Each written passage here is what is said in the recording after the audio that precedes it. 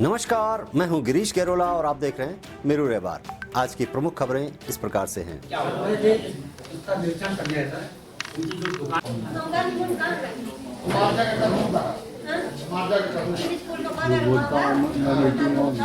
लोकसभा चुनाव 2024 की दहलीज पर खड़ी उत्तराखंड के मुख्यमंत्री पुष्कर सिंह धामी का मसूरी में मंथन चिंतन शिविर हो, आईएएस वीक अथवा जिलों में सुशासन और जन शिकायत शिविर, सभी में एक बात निकल कर आती है कि अधिकारी जनता से जुड़े मुद्दों पर बचते नजर आते हैं।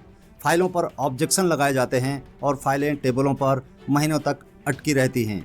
जन सुनवाई के नाम पर समाधान के समय कानून की दलील दी जाती है और समस्या का समाधान नहीं हो पाता।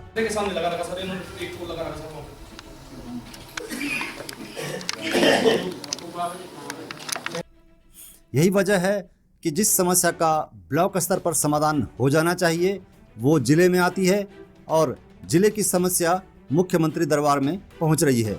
सोचने वाली बात यह है कि जनता दरबारों में इतनी भीड़ आखिर क्यों बढ़ रही है?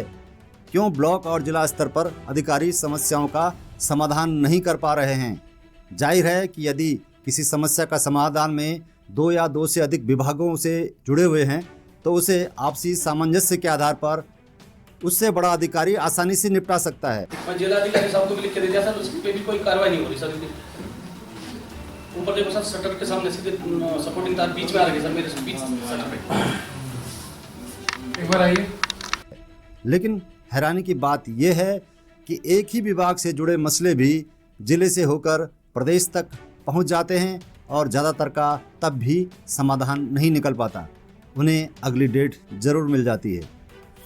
क्या वजह है कि अधिकारी डीएम या सीएम की तो सुन लेते हैं लेकिन गांव के उस फरियादी की बात ठीक से नहीं सुनते? जाहिर है कि वह अपनी शिकायत का उन्हें अपने अधिकारी शिकायत का कोई डर नहीं है, कोई खौफ नहीं है। गरीब इंसान जो गांव के छोर पर बैठा हुआ है उसे राजधानी तक पहुंचने के लिए किराया और रहने के लिए भी पैसे का जुगाड़ करना होता है। 1-2 बार चक्कर काटने के बाद वो उसे अपनी किस्मत का हिस्सा समझकर चुपचाप बैठ जाता है।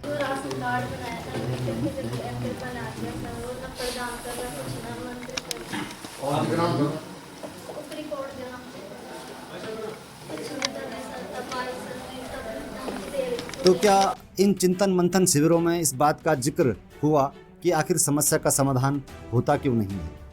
अगर गौर करें तो पाएंगे कि आम लोगों की समस्याओं पर अधिकारी कानून का अड़ंगा लगाकर अपने हाथ खड़े कर देते हैं। ऐसे मौके पर जनप्रतिनिधियों को चाहिए कि वो मौके और परिस्थितियों को देखते हुए अगर ज़रूरत है नियम कानूनों में ढील देने की तो उन्हें ढील देकर मामलों को मौके पर ही समाधान करवाएं। लेकिन ऐसा होता नहीं है। अगर सिर्फ नियम कानून से ही सरकार चल जाती, राजकाज चल जाता तो फिर नेताओं और मंत्रियों की क्या ज़रूरत थी? आखिर कानून के हिसाब से किताबें पढ़कर प्रदेश की सरकार चला सकते थे। जिनको दिक्कत हो रही ज़्यादा वो तो कहते साफ करो, जिनको नहीं हो रही दिक्कत वो विरोध में खड़े हो जाते हैं।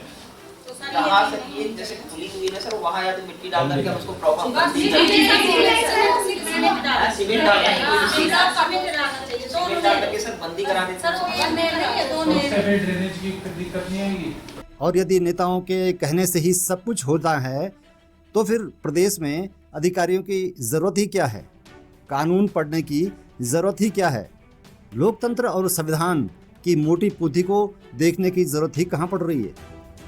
इन शिविरों में जो बात देखने के लिए सामने आई है वो ये है कि इन तमाम मंथन चिंतन शिविरों में जो अमृत निकल कर आया है उस पर जब तक अमल नहीं हुआ तब तक देश और प्रदेश में सुशासन की राह पर नहीं चला जा सकता और सिर्फ चुनाव के दौरान ही जन सुनवाई और सुशासन की बात सीमित होकर रह जाएगी। अगर वास्तव में सुशासन की बात करनी है तो नेताओं और अधिकारियों के बीच सामंजस्य बैठाना होगा और आम लोगों को भी अपने हाथ जोड़कर अधिकारियों के सामने गिड़गिड़ाने की वो पुरानी राजशाही वाली परंपराओं को छोड़ना होगा। वहीं अधिकारियों को भी उस साहब वाली फीलिंग छोड़कर जन सेवक वाली फीलिंग अपनानी होगी।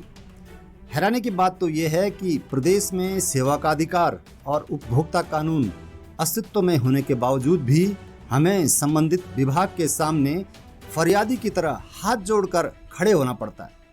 और अधिकारी साहब वाली पृष्ठभूमि से बाहर ही नहीं निकल पाते। अब ज़रूरत है कि ऐसी साहब लोगों की जो संविधान की भाषा में समझाया जाए साहब लोगों को कि उन्हें जनता के काम कैसे करने हैं, तभी प्रदेश और देश में सुशासन स्थापित होगा। और वास्तव में लोकतंत्र में जो कहा गया है कि जनता से चुनी हुई सरकार और जनता के लिए चुनी गई सरकार अपना चुनाव करने वाली जनता के साथ ठीक से न्याय कर पाएगी। के सामने लगा रखा सर, इन्होंने एक को लगा रखा सर। हम सरकार से यही चाहते हैं